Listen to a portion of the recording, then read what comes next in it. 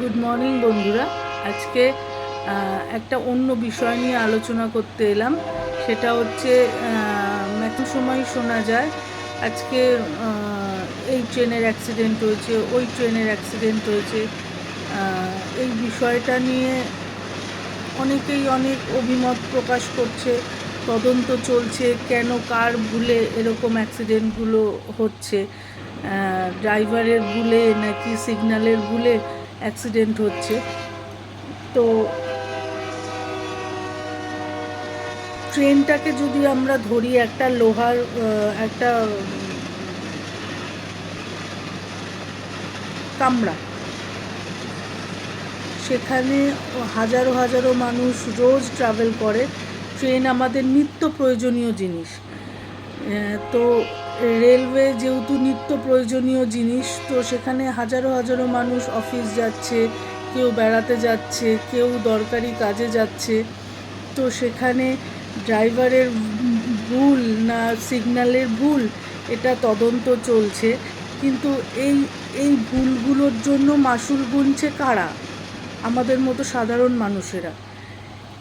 তো সমীক্ষায় এই কথাটাও উঠে এসছে যে তারা ওভার ডিউটি করছে, রেলের কর্মচারীরা। তো ওভার ডিউটি কেন করতে হবে? রেলের রিক্রুটমেন্ট হচ্ছে না কেন? রেলের রিক্রুটমেন্টের প্রয়োজন। তো বিভিন্ন ক্ষেত্রে দেখা যাচ্ছে যে এরকম টাইমে অ্যাক্সিডেন্ট। কিছুদিন আগে করমণ্ডলে এক্সপ্রেসে অ্যাক্সিডেন্ট হলো, সেখানে হাজারো হাজারো মানুষের মৃত্যু মানে লাশের মেলা বসে গেছিল। এগুলোর দায়ভার কে নেবে, কারা নেবে? তো সিগন্যালের ভুল হলেও সেটা মানুষেরই হাতে। ড্রাইভার যদি ভুল করে থাকে সেটাও মানুষেরই হাতে। তো কেন কেন এই ভুলের মাশুল আমাদের মতো সাধারণ মানুষেরা নেবে? রিক্রুটমেন্ট করানো কেন প্রয়োজনীয়তা বোধ করছেন না? কেন ওভার ডিউটি করতে হবে? এগুলো ভাবনার বিষয়। কোনো মানুষ এক নাগারে কোনো কাজ করতে পারে না। সে জায়গায় রেলের রিক্রুটমেন্টের খুব প্রয়োজন। কত বেকার ছেলে মেয়ে সব বসে আছে, কিন্তু তারা কোনো চাকরি পাচ্ছে না। অথচ এদিকে ট্রেনের অ্যাক্সিডেন্টের পর অ্যাক্সিডেন্ট ঘটে যাচ্ছে। এর জন্যই বললাম আজকে বিষয়টা নিয়ে একটু এসছি অন্যভাবে। কারণ এটাতে কার কী অভিমত একটু কমেন্ট সেকশানে জানিও।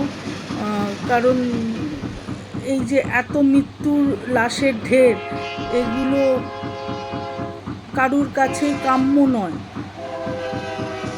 আর কেউই ইচ্ছা করে কোনো ভুল করে না। আজকে সিগন্যালের ভুলেও কেউ ইচ্ছা করে না। যদি ড্রাইভারের ভুল থাকে সেটাও সে ইচ্ছা করে করেনি। কারণ আমাদের যখন প্লেনের পাইলটদের অনেক প্রোটেকশান থাকে, কিন্তু ট্রেনের যারা চালক থাকে তাদের কোনো প্রোটেকশান থাকে না।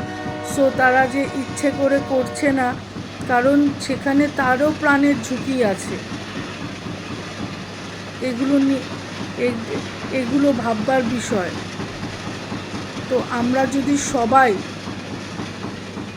একটুখানি অ্যাক্টিভলি ব্যাপারটাকে দেখি, তাহলে কিন্তু অনেক কিছুর নিরাময় হওয়া সম্ভব।